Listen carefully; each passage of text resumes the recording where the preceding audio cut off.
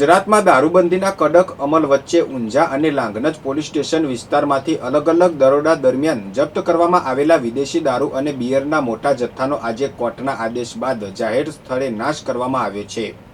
ઊંઝાના Patan road પર આવેલા helipad ખાતે પોલીસ અને વહીવટીતંત્રના ઉચ્ચ અધિકારીઓની પ્રત્યક્ષ હાજરીમાં કુલ રૂપિયા 1,70,43,607ની કિંમતની 55,090 નંગ દારૂ બિયરની બોટલો પર રોલર ફેરવીને તેનો સંપૂર્ણ નાશ કરવામાં આવ્યો હતો.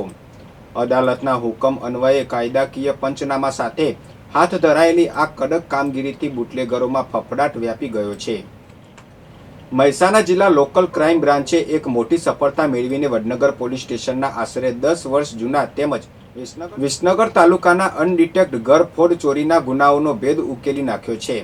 પોલીસે લાખવડ ગામના બસ સ્ટેન્ડ નજીકથી સોના ચાંદીના દાગીના અને મોબાઈલ સહિત કુલ રૂપિયા 1,63,600ના મુદ્દામાલ સાથે સિકલીગર ગેંગના એક રીઢા ગુનેગારને ઝડપી પાડ્યો છે, જ્યારે તેનો અન્ય એક સાથીદાર હાલ વોન્ટેડ જાહેર કરાયો છે. પકડાયેલો આરોપી અગાઉ ગુજરાત અને રાજસ્થાનના અનેક ગુનાઓમાં સંડોવાયેલો હોવાનું સામે આવ્યું છે.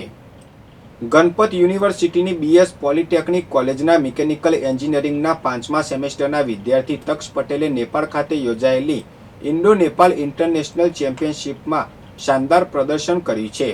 તક્ષે લોંગ જમ્પમાં ગોલ્ડ મેડલ અને 100 મીટર દોડમાં સિલ્વર મેડલ જીતીને આંતરરાષ્ટ્રીય સ્તરે ગણપત યુનિવર્સિટી અને સમગ્ર ઉત્તર ગુજરાતનું ગૌરવ વધાર્યું છે.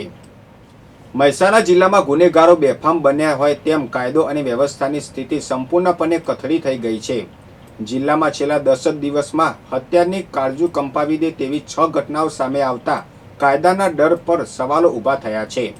આ લોહિયાળ સિલસિલા વચ્ચે ગત 19 જૂનની રાત્રે વિજાપુર પંથકના મણિપુરા પાણીની ટાંકી પાસે 22 વર્ષીય ફર્નિચર કારીગર અમિત સલાટની અજાણ્યા શખ્સોએ છરીના ઘા ઝીકી નિર્મમ હત્યા કરી દીધી છે.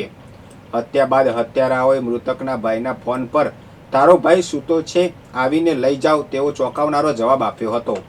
લગ્નના માંડ 7 મહિનામાં જ ઘરના મોભી સમાન યુવકની હત્યા થતાં ગર્ભવતી પત્ની અને પરિવાર પર આબ તૂટી પડ્યું છે. ઘટનાની ગંભીરતાને જોઈ વિજાપુર પોલીસે શંકાસ્પદોની અટકાયત કરી હત્યારાઓને ઝડપી પાડવા ચક્રો ગતિમાન કર્યા છે. કડીના મોકાસન ગામે જમીનદારે લાકડીના ફટકા મારતા ગંભીર રીતે ઘવાયેલા વૃદ્ધ ખેત મજૂરનું સારવાર દરમિયાન મોત નીપજ્યું છે. ફાર્મ પરથી કામ કરીને ઘરે પરત ફરી રહેલા વૃદ્ધને કોઈ અકળ કારણોસર ઢોરમાર મારવામાં આવ્યો હતો. આ મામલે કડી પોલીસે અગાઉ નોંધાયેલી મારામારીની ફરિયાદમાં હવે હત્યાની કલમ ઉમેરી આગળની કાયદેસરની કાર્યવાહી હાથ ધરી છે. ઊંઝા નગરપાલિકાના સત્તાધારી પક્ષ ભાજપમાં આંતરિક જૂથબંધી અને વિવાદ ચરમસીમાએ પહોંચ્યો છે. માત્ર એક જ મહિના અગાઉ 19 મે 2026ના રોજ પાલિકાની પ્રથમ સામાન્ય સભામાં સર્વાનુમતે કારોબારી સ્ટેન્ડિંગ કમિટી ચેરમેન તરીકે નિમણૂક પામેલા વોર્ડ નંબર 6ના મહિલા સદસ્ય અનિતાબેન પ્રજાપતિને અચાનક જ પદ પરથી હટાવી દેવાતા રાજકારણ ગરમાયું છે.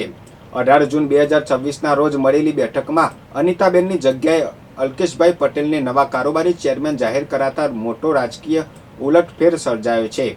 કોઈપણ યોગ્ય કારણ વિના હોદ્દો છીનવાઈ જતા નારાજ થયેલા મહિલા સદસ્યે ભાજપમાંથી રાજીનામું આપવાની ખુલ્લી ચીમકી ઉચ્ચારીને લેખિત ખુલાસો માંગ્યો છે.